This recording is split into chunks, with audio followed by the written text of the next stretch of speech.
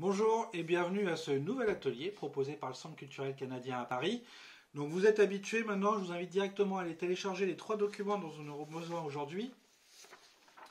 Une carte agrandie du territoire du Yukon, une carte agrandie des territoires du Nord-Ouest. Alors, il y a les îles ici, on va les conserver pour le prochain atelier et le dernier territoire qui sera le Nunavut. Et la planche avec un chercheur d'or, je vous expliquerai pourquoi. Vous avez un chien de traîneau, un loup gris, un orignal et un ours. Donc on va pouvoir attaquer tout de suite.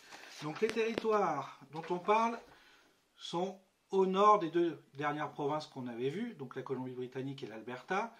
Donc vous avez le territoire du Yukon ici et le territoire du Nord-Ouest ici. Donc une fois que vous avez découpé, colorié et rajouté les lacs, ce qui est très important de rajouter les lacs aujourd'hui, surtout pour les territoires du Nord-Ouest, on va voir ensemble pourquoi. Donc une fois que c'est fait, vous pouvez les positionner sur la carte comme d'habitude. Vous êtes habitués maintenant. Donc le territoire du Yukon avec sa capitale qui est Whitehorse qui se situe à peu près ici. Et les territoires du Nord-Ouest avec sa capitale Yellowknife qui se situe en bordure du lac des Esclaves, du grand lac des Esclaves, ici. Donc voilà pourquoi je vous ai demandé de bien mettre et de bien positionner les lacs, parce que le territoire du Nord-Ouest a une particularité, c'est qu'il possède le plus grand lac du Canada, ici, le grand lac de l'Ours. Alors le grand lac de l'Ours, c'est à peu près la taille de la Belgique, donc rendez-vous compte de l'étendue d'eau, et il est gelé à peu près 8 mois de l'année. Et en dessous, vous avez le fameux lac, le grand lac des Esclaves, dont le fleuve le plus long du Canada, le fleuve Mackenzie, prend sa source. Donc, je ne l'ai pas mis, mais vous pouvez le mettre. Donc, la course du fleuve Mackenzie, c'est 4200 km qui traverse le territoire du Nord-Ouest, à peu près dans cette direction, et qui vient se jeter dans l'océan Arctique, ici. Donc, on va parler du territoire du Yukon. Alors, vous pouvez découper, colorier nos petits chercheurs d'or. Alors, pourquoi chercheurs d'or? Parce que ce sont deux territoires où il y a beaucoup de mines d'or. Donc, une fois que les pionniers de l'Ouest américain avaient terminé de chercher de l'or aux États-Unis, ont entendu dire qu'il y avait beaucoup d'or dans ces territoires. Donc, les pionniers traversaient les territoires canadiens pour venir dans le Yukon et les territoires du Nord-Ouest pour y venir chercher de l'or. Paraît-il qu'il y avait juste qu'à se baisser pour ramasser des pépites d'or. C'est une légende. Je ne sais pas si c'est vrai ou pas. À vous de vérifier.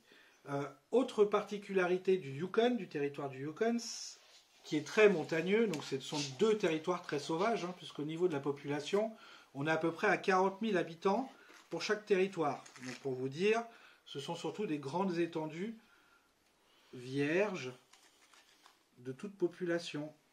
Donc le Yukon, chaîne de montagne Saint-Élie, avec le sommet le plus haut du Canada, qui est le mont Logan, qui culmine à 5959 mètres de haut.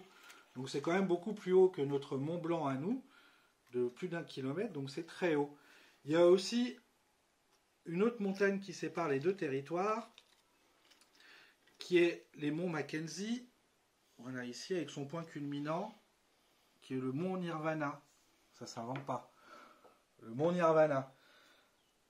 Territoire du Nord-Ouest, beaucoup de lacs comme on l'a vu, donc vous allez pouvoir fabriquer aussi un petit canot typique du Canada, puisqu'avec les deux grands lacs il y a de quoi se balader.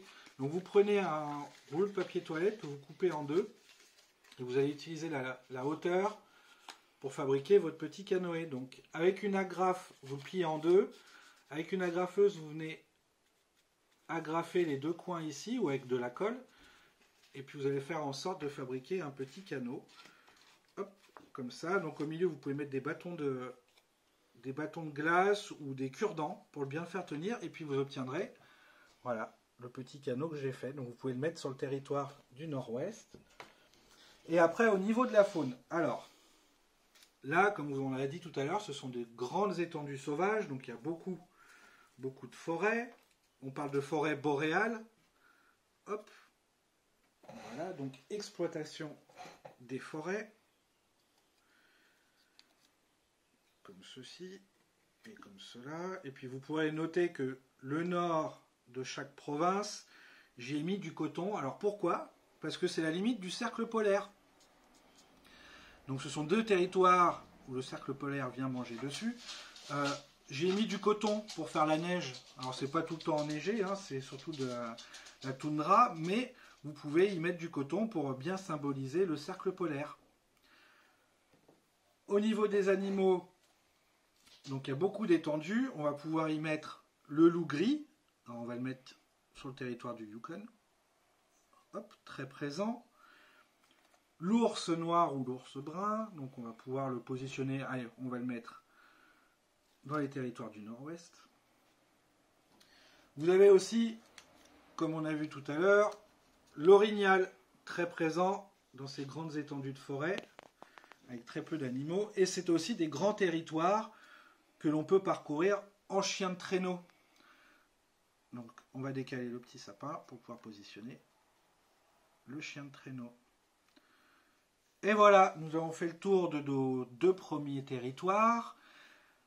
Dans le prochain épisode, nous verrons notre dernier morceau de puzzle et notre dernier territoire qui sera le Nunavut. Donc je vous invite à nous suivre sur un prochain épisode. N'hésitez surtout pas à mettre des photos de vos réalisations sur nos réseaux sociaux, notamment Facebook. Et puis si vous avez des questions, n'hésitez pas à les poser non plus. Je vous dis à bientôt, au revoir.